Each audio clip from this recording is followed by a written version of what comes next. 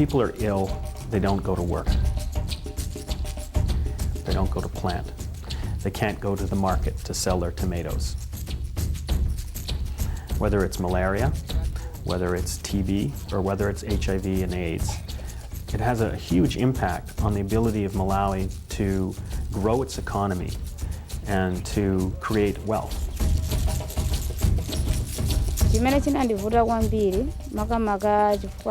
After my husband's death, I didn't know how I would take care of our children. How could I manage alone?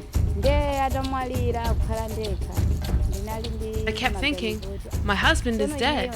He might have died of AIDS. How am I going to survive? How am I going to survive long enough to take care of the children?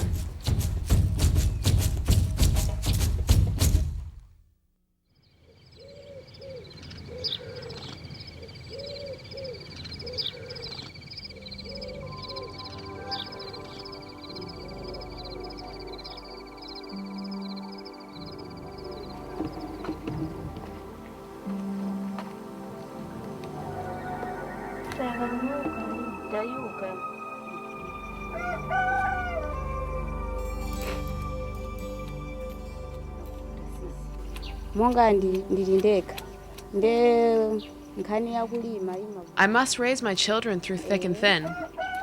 The main problem is food. It's difficult for me to raise crops. I have to grow enough to feed the family, but I cannot grow it alone.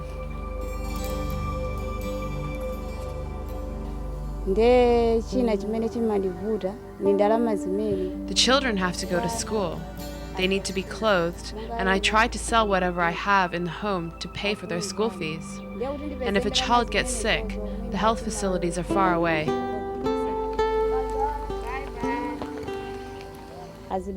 When my husband was living, my relatives were supporting me with household chores, like fetching firewood, making bricks, and maintaining the roof for the houses.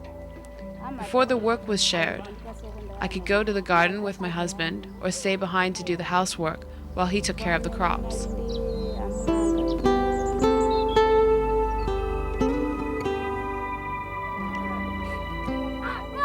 The first AIDS case in Malawi was reported in the mid-80s. And because Malawi is primarily a rural country where 80% of the population makes its living on land, the incidence of HIV, AIDS, has an impact at the household level.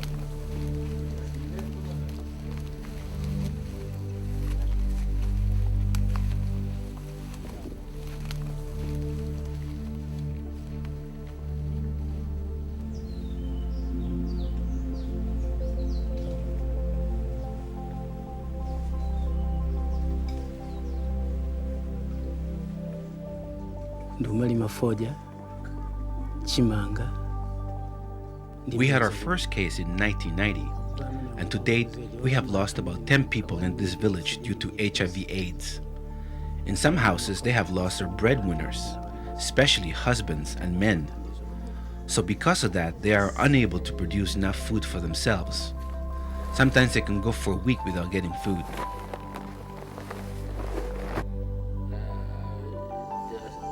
HIV is a problem for everybody.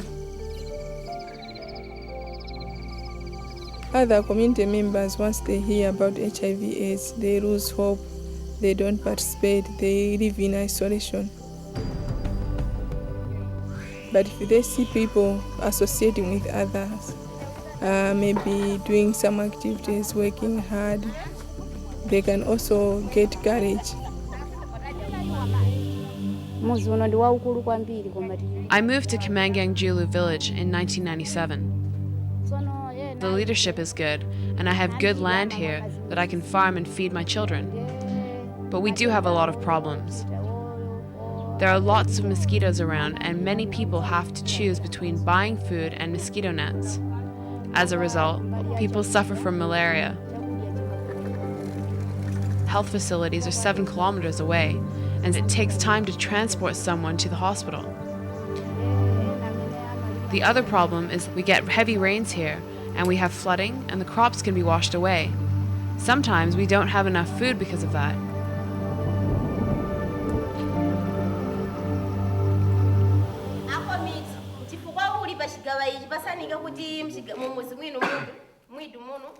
We posed the question to them, why are your communities so vulnerable to natural disasters? So they had to analyze that problem. They looked at all the reasons. And then they developed strategies to tackle all those issues of why they are vulnerable. Disaster prevention and preparedness actually is meant to prepare communities for any disaster eventualities. For instance, should a drought strike, what could communities fall back on? We are supporting them with drought-tolerant crops like sweet potatoes, cassava cuttings, and also early maturing crops of maize and other crops. At first, we had a lot of problems. It's natural because most people are used to what we call handouts. But CPAR's approach is actually to make sure that the community itself, they are able to manage these projects on a sustainable level. Here in Kamanganjuru, there is some change because people are using good sanitation facilities. They're using water points which are safe. People have organized themselves to introduce an outreach clinic where children are weighed on a monthly basis. They receive vaccines.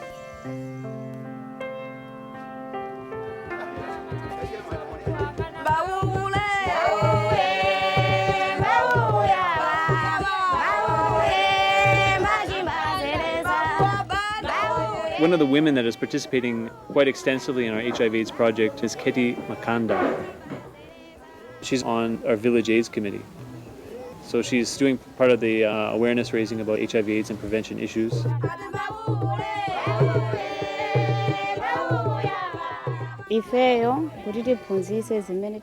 We sing songs which include the prevention of HIV,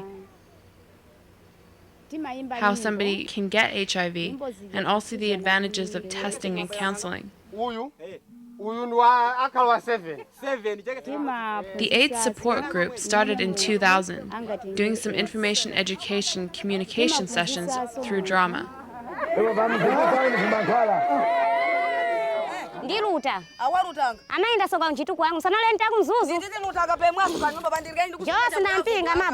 The play was about a young girl, Gloria, who goes to town with young men. And he comes home with all sorts of things to her mother. The grandmother keeps on talking, this is bad, the child is going to get AIDS. But the mother still encourages the girl to go to town. Later, the girl is sick. She is found to be HIV positive. They don't believe it.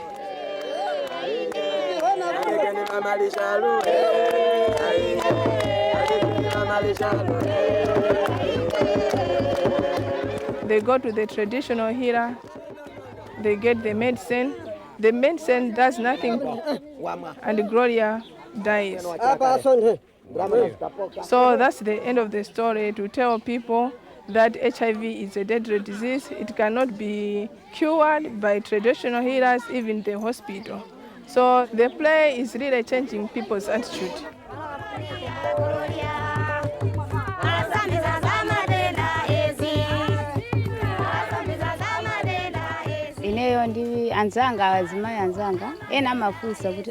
Thanks to CPAR, I am moving ahead. I am on all the committees CPAR helped us establish to deal with our health problems. Our food and water supply is improving, and we are facing the problems we have with HIV/AIDS. CPAR has helped us a lot.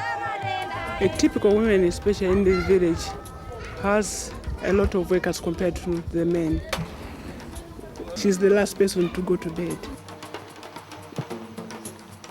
CPAR is trying to support these women so that maybe the husband can manage to take over some of the roles. Women alone can't change unless you maybe mix them together. It's a slow thing. Change takes time. I've just finished business training, and now I'll be getting a small loan to start my business selling fish and vegetable gardening. The money will help me take care of the children. Ketty is also a member of a farmer club, and each member gets a different type of crop or livestock. Ketty has received an improved variety of maize, and the intention is that after one season, they'll have quite a big surplus. Some of that, of course, will be for their own consumption and use, but also they will be required to share with other members of their farmer club. So at the end of the day, we want to see Ketty at least have 2 new types of crops and 1 new type of livestock.